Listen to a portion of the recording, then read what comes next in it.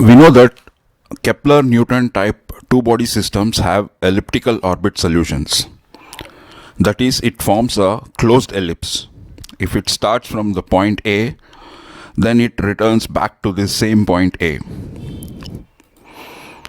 However, sometimes this ellipse itself can be seen rotating.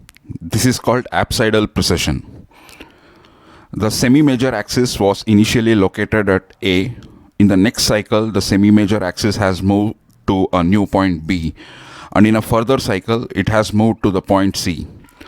And so on, it keeps shifting during a precession. So the ellipse is not stationary, it's not constant. The ellipse itself is revolving. So this formula, without this coefficient 1.1, would have given a non-rotating stationary ellipse. This formula is not discussed in standard textbooks because it is not known to anyone else as of now. Neither Newton nor Einstein knew about this formula. Here we will show you the simplest and the most intuitive way to understand this phenomena of apsidal precession. So this coefficient occurring along with theta is the factor which causes apsidal precession. Let us now see how and why this factor comes about here. This figure shows the variables used in the analysis. Small r is like the distance between Earth and Sun, or Earth and Moon, and so on. And theta is the angular displacement. Capital R with an overhead arrow is the position vector. These are the usual standard notations. So this big capital M is the mass of the bigger object, and small m is the mass of the this tiny object revolving around the massive object. In this process, angular momentum is conserved. Capital A is the angular momentum, and it is defined as equal to m r square d theta by dt. This m r square d theta by dt is a constant which is determined by the initial conditions. The net energy E is also conserved. E is equal to half m dr by dt square. This is the radial kinetic energy term, plus half a square. So this a is the constant angular momentum. This half a square by mr square is the rotational kinetic energy term. Then this gmm by r naught is a constant, and it's not important to describe here. We'll not go into this. This minus gmm by r term is the familiar gravitational potential energy term. And there is an additional energy term, half c by mr square. The energy equation has an additional energy term, half c by mr square. In case of pure elliptic orbits without apsidal precession, this term c is 0. Here it is some non-zero constant. Note this term half c by mr square is similar to the rotational energy term half a square by mr square. This new term half c by mr square basically comes from the gravitational field. The gravitational potential is modified due to some reason. For example, presence of a third mass, asymmetries in the mass distribution of the massive object, and so on. So the gravitational potential is no longer simply minus gmm by r, but it is modified by this inverse square term. The new gravitational potential energy is minus gmm by r plus half c by mr square. So the solution to this modified energy conservation equation is r equals r naught divided by 1 minus epsilon into cosine of square root of 1 plus c by a square into theta plus theta naught. Here theta naught is a constant. It is a constant of integration determined by initial conditions. R naught is a constant called the semilatus rectum, and it is given by a square plus c divided by gm m square. So it's a constant. epsilon is the eccentricity of the orbit, like the eccentricity of an ellipse. So epsilon, this is also a constant.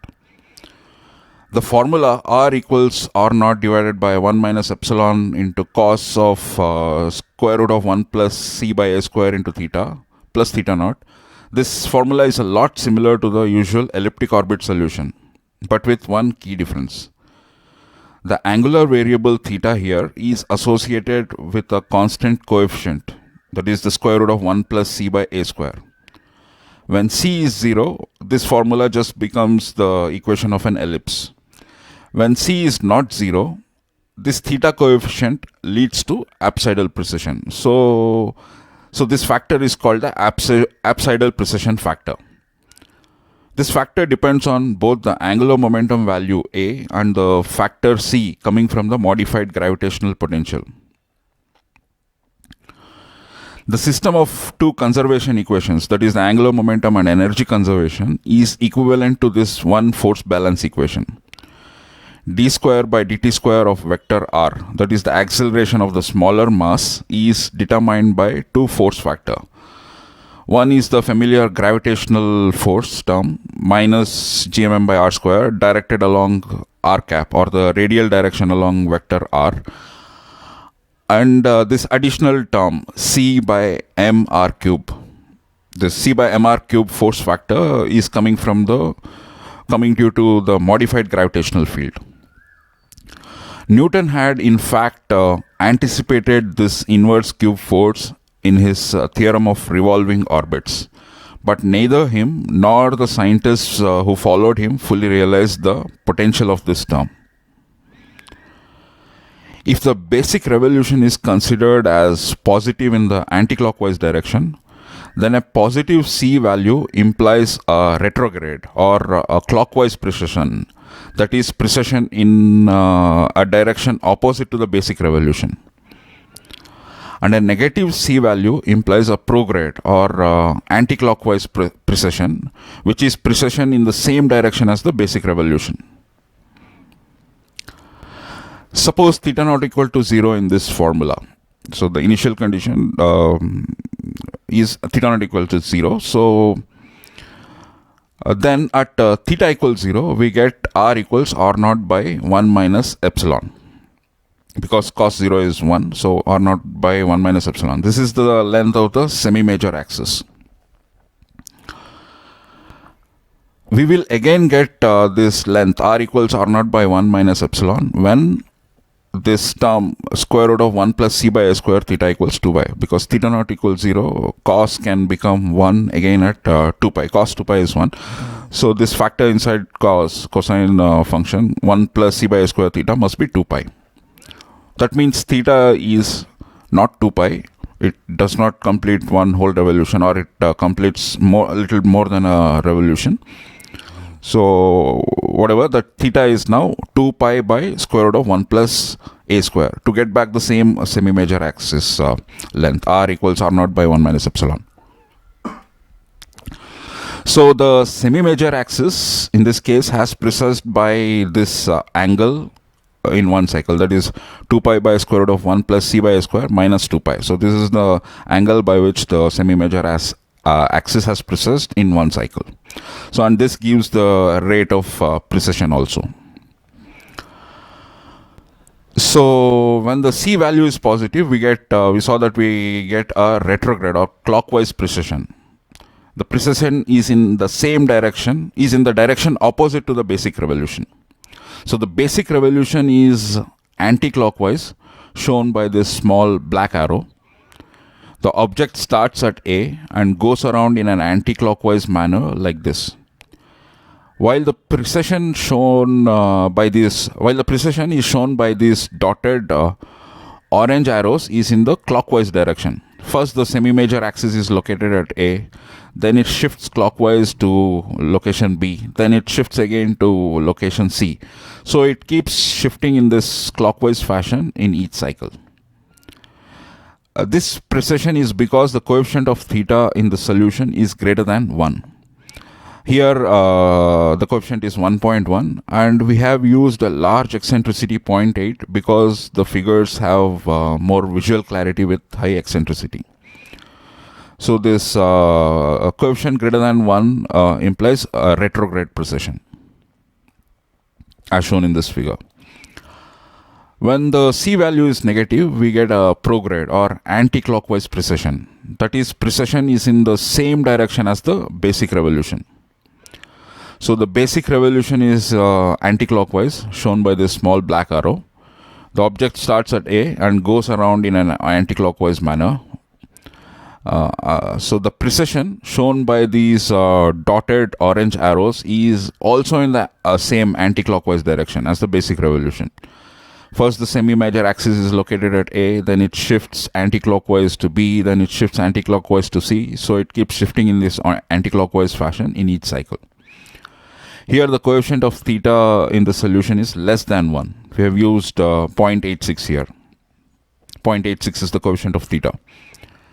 Basically, these modified ellipse formulae with a theta coefficient are the formulas which doesn't appear in any books because no one else apart from neophysics know about it. So to recap, we get apsidal precession when the angular momentum is conserved and the gravitational potential energy is modified by this inverse square term, or equivalent to Force equation is modified by this inverse cube term.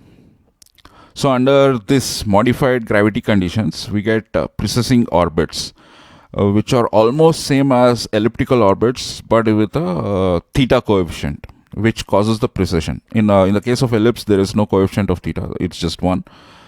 And in case of precession, it's either greater than 1 or less than 1. In the next part, we shall discuss nodal precession in a similar manner, simple and intuitive manner. So that's about it. For now, we stop it here. Please like and share the video and subscribe to Neophysics YouTube channel. Thank you.